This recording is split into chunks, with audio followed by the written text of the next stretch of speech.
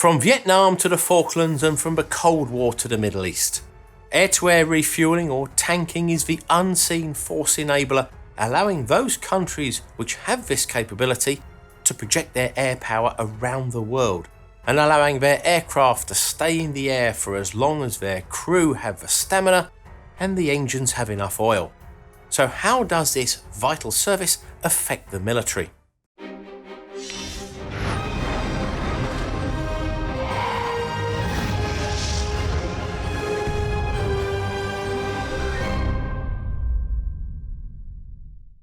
Today's video is sponsored by Fast Hosts. Now, if you're in the UK, you have a chance to win 2 tickets to South by Southwest, including flights and accommodation, if you can answer my techie question, which is: the Boeing KC-46 Pegasus is the latest refueling aircraft to be used by the USAF.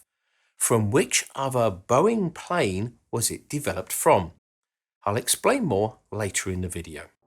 Now, air refuelling might be seen by some as just the process of refueling an aircraft in flight, but the impact of this basic process has shaped the way the military has operated and ultimately how conflicts have been fought for the past 70 odd years.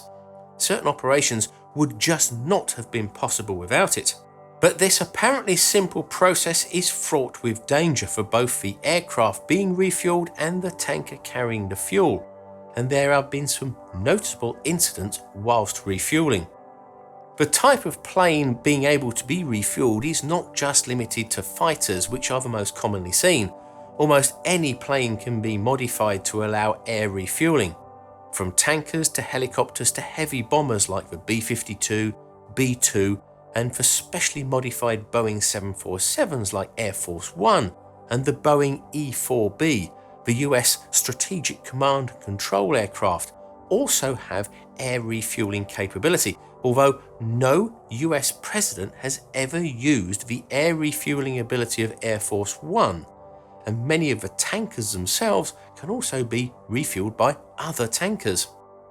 Air refueling also allows planes to take off with greater weapons load and less fuel and be refueled en route, or take off with less fuel and save carrying it into the sky and be refueled later, which is shown to save up to 40% in fuel costs. The history of air refueling goes back to the 1920s, with first the US Army Air Service and then shortly after the British and French Air Forces. This was done by having 2 planes fly slowly in formation, one above the other. A hose would be lowered from the upper plane to the lower one, and then the fuel flowed under gravity. Although this method worked, it was seen as more of a novelty than a practical solution. This was also the time of the first long-distance flight records, and aviation enthusiasts saw air refueling as a way to increase their range. One of these was Alan Cobham, a member of the Royal Flying Corps in World War I. He took the idea of the hose and created the grapple line looped hose method. Originally, he intended for use with transatlantic flying boats, and in 1935 he demonstrated it in action. Over the following years, his company, Flight Refuelling Limited, or FRL, developed it into the first practical air refuelling system. In the latter part of World War II, this method was adopted by the RAF for their very long-distance Tiger Force of Lancaster and Lincoln bombers for operations against the Japanese homelands, but the war ended before they came into service. After the war, the USAF bought some of FRL's refueling systems for their B-29 and B-50 bombers. In 1949, a B-50 called Lucky Lady flew non-stop around the world using an FRL refueling system. Whilst this worked, Cobham realised it left a lot to be desired and started work on what would become known as the probe and drogue, which has become one of the 2 standard methods in use today. This continued to use a hose which would be let out and trailed from the wings or the body of a tanker aircraft. At the end of the hose, it had a drogue, which was a bit like a shuttlecock, which provides for stabilisation in the air as well as doubling up as a funnel to guide the receiving aircraft's refuelling probe and lock onto it. Once the connection is made, the fuel is pumped from the tanker to the receiving aircraft. multiple probe and drogues can be deployed by a single tanker, enabling up to 3 planes to be refueled at once, but the amount of fuel transferred per probe and drogue is limited to about 1,200 litres per minute. In the late 1940s, General Curtis LeMay, the head of the Strategic Air Command, asked Boeing to develop a method that could transfer fuel at a higher rate than the probe and drogue for his bomber force. The result was the flying boom. This used a rigid gimbaled telescoping tube with small winglets which could be moved. This controlled the position of the boom, which was done by the boom operator, who was located in the rear of the tanker. This could transfer about 3 times the amount of fuel in the same time compared to the probe and drogue. A couple of other methods are also used, but in a very limited form, which are the wing-to-wing method, where the receiving aircraft refuels from the wing rather than a probe on the fuselage, and the buddy refueling, where both planes can supply and receive fuel. The first purpose-built air tanker, which was developed by Boeing in the early 1950s, was the KC-97 Stratofreighter, which was in turn based on the Boeing Stratocruiser. The aircraft's KC identifier, which is still in use today, stands for K, meaning tanker, and C, meaning transport. Over the years, some of the newer tankers have come from successful civilian aircraft. The KC-135, which is still in use, is based on the Boeing 707, and the KC-10 is based on the McDonnell Douglas DC-10, and the latest KC-46 Pegasus is based on the Boeing 767. The British K2, 3 and 4 were based on the Vickers VC-10, and the Victor K2s were originally V-Force nuclear bombers before being converted into tankers. Although through the 1950s and 60s air refueling became much more widespread, it remained a dangerous operation and played a major part in the loss of a B-52G carrying 4 hydrogen bombs over Spain.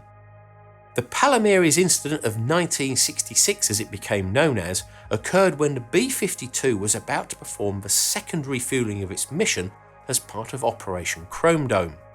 Now, Operation Chrome Dome was the response of the US to the threat of a Soviet nuclear attack and involved up to 12 fully loaded B-52 nuclear bombers in the air at any one time from 1960 to 1968, flying from the US to around the edges of the Soviet Union, which required sometimes 2 or more refuelings per mission. As the B-52 approached the tanker from the rear at 31,000 feet over the Mediterranean Sea off the coast of Spain, it was flying slightly faster than the tanker, which is normal. In this situation, the boom operator would call breakaway, breakaway, breakaway, but no such call was heard by the crew of the B-52, and it continued towards the KC-135 tanker. What appears to have happened is still not clear to this day, but the B-52 struck the flying boom and collided with the belly of the tanker, spilling fuel onto both planes, which then exploded, destroying the tanker and the B-52. All aboard the tanker were killed, along with 3 of the 7 crew of the B-52, and 4 armed Mark 28 hydrogen bombs were initially lost over the coast of Spain and the Mediterranean Sea, though all were eventually recovered after a huge cleanup operation by the US. Air refueling was also instrumental in the 1982 Operation Black Buck, the bombing of the Port Stanley airport by the RAF Vulcan bombers in the Falklands conflict. The 7 planned raids at 6,600 miles or 12,200 kilometers were the longest bombing run in history at the time. To get 1 Vulcan bomber from the Ascension Island base to drop 21 bombs on the target in the Falklands took 11 Victor K2 tankers, with tankers refueling tankers and the Vulcan receiving 8 refuels. Afterwards, this came in for some negative reaction, not least from the other parts of the RAF, with the commander of the 801 Naval Air Squadron saying that for the same amount of fuel to drop 21 bombs, the Sea Harrier of the carrier force could drop 2,357. That record stood for 19 years until October 2001, just a few weeks after the 9/11 attacks in New York, when the longest bombing run to date took place as part of Operation Enduring Freedom. The first of 6 B-2 bombers took off from Whiteman Air Force Base, Missouri, flew over the Pacific Ocean, halfway across the Indian Ocean, and onto Afghanistan to destroy the air defense systems there to allow other aerial operations to take place.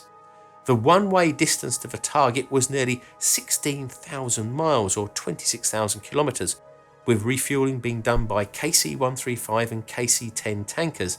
And even though the B-2 has a range of 6,900 miles or 11,000 kilometers, it took 5 refuels to get there. By the time the mission ended and the B-2 landed at the Diego Garcia base in the middle of the Indian Ocean, it had been in the air for 44 hours and 20 minutes. But the story didn't end there. The B-2 was left with its engines running whilst it was refueled on the ground, new oil added to the engines, the toilet emptied, and new food placed in the plane. Then, 45 minutes after it landed, a new crew flew the 13,200 miles or 21,780 kilometers back to Whiteman Air Force Base, a total engine running time of over 70 hours. Over 3 days, 6 B-2s made the same journey, something that would have been impossible without air refueling.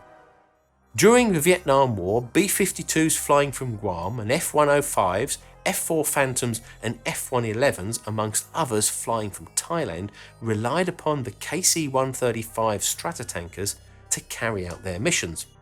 But the tankers could also do something which was little known about, and does seem really rather amazing, and which was to rescue damaged planes by towing them back to base. There's an instance of an F-111 Aardvark which was damaged by a missile over North Vietnam and put out a distress call. A KC-135 was about to return to base and heard the call and responded to meet up with the F-111. Once the boom was attached, the operator could see that the F-111 had a serious fuel leak caused by the missile damage. Under certain conditions like this, when the plane was still flyable but would lose too much fuel to be able to get back to base, the boom locking mechanism was strong enough to pull the receiving plane along whilst transferring fuel. In this instance, the F-111 was towed back to its base in Thailand, where it was able to land safely. These are just a few of the stories of the often unseen air refueling which occurs every day around the world, and the effect it has had on the modern military. Now, our sponsor for this video, FastHosts, also deals in what could be called the unseen but also no less unimportant services of the internet, from domain names to web hosting, email hosting and the like. One of the services which they offer and I use every day is Microsoft Office 365. I use Word for all my scripting, OneNote for all my video subject ideas, and Exchange Outlook for all my emails. Because the service is hosted, it's always up to date and you can have it on up to 5 devices. I like Exchange Outlook because I can always get my emails on any device it'll run on, even if the iPhone fails or a hard drive in the computer packs up. I know all my data is safe online and it just downloads when I'm set up again, including any of the new messages which have arrived since you were offline. And with FastHosts offering you a 50 gigabyte mailbox, it's unlikely you're going to run out of space anytime soon.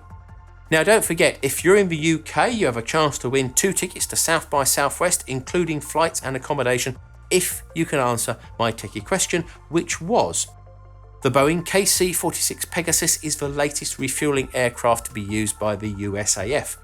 From which other Boeing plane was it developed from?